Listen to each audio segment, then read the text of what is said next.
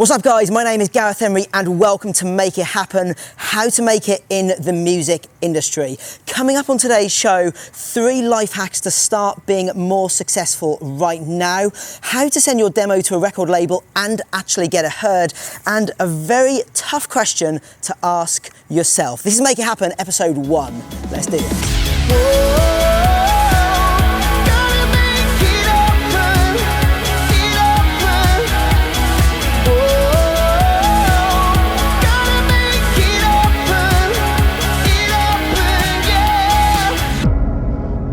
So guys, the reason I wanted to do this show is because when I started out in the music industry 15 years ago, I had no mentors. I've made hundreds, if not thousands of mistakes, learned a lot of lessons. I'm sure I'm still gonna make many mistakes in the future, but if you watch these episodes, you can at least avoid making the same ones I made. So you can get to where I am way quicker and way beyond where I am for that matter. So let's get into it.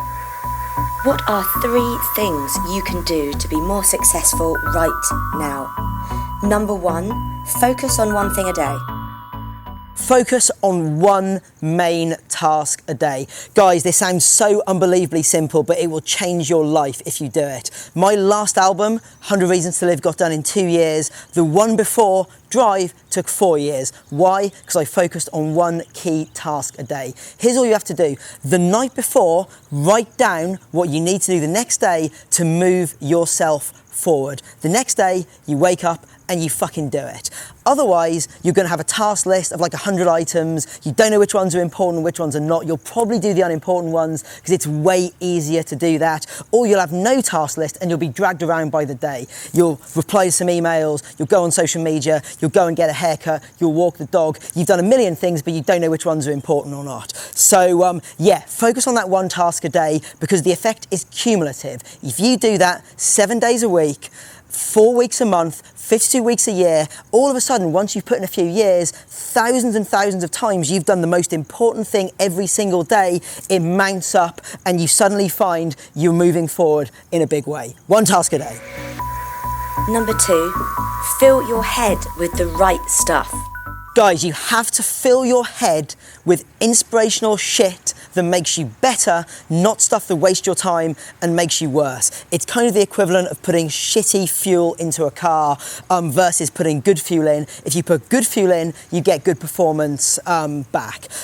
I can tell you how it works for me. If I wake up in the morning and the first thing I do is go on Facebook and it's a load of people moaning and complaining, I then go and follow some BuzzFeed articles. I'm reading about fucking dancing dogs and top 10 things British people say when they move to Los Angeles. It's bullshit. 90 minutes after I woke up, I'm still gonna be in bed, I'm still gonna be on my phone, and the most productive part of the day, because remember, when you wake up, that is your most productive part, has basically been wasted.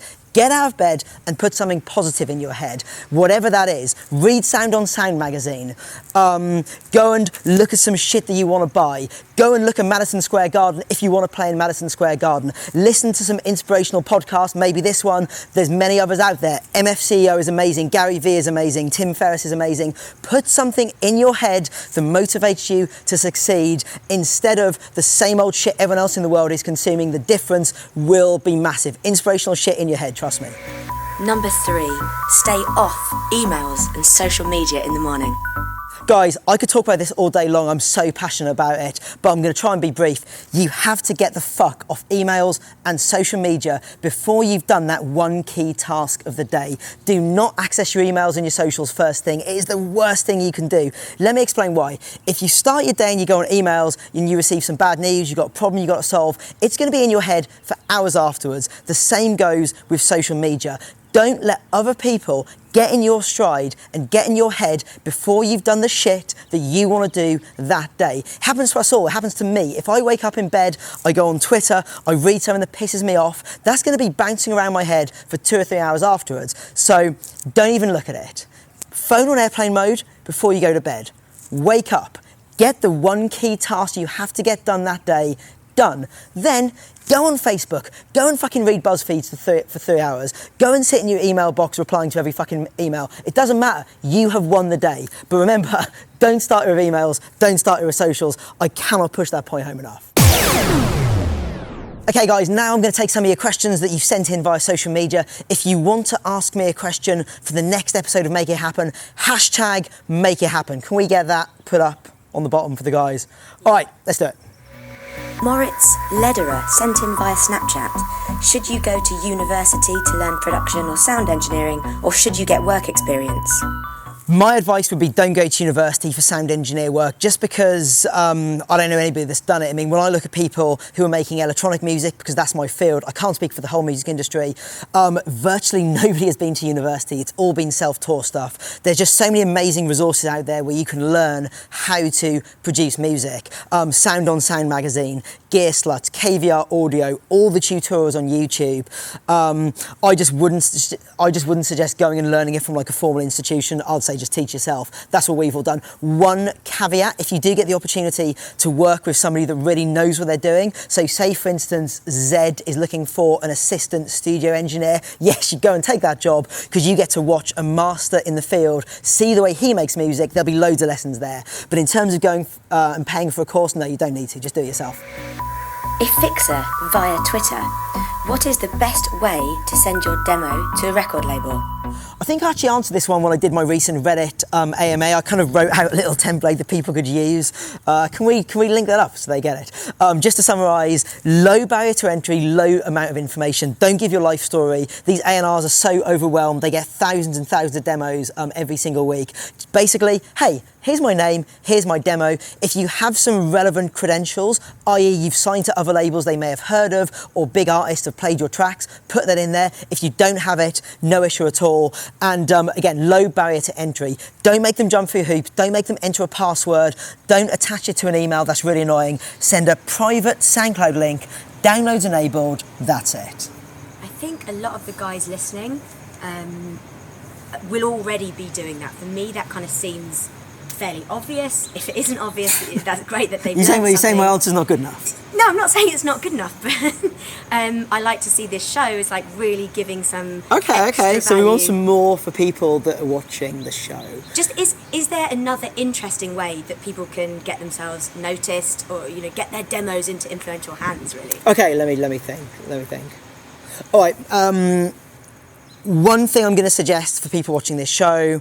Don't go down the record label route. Go and try and get your tracks on some radio shows instead. And here is why.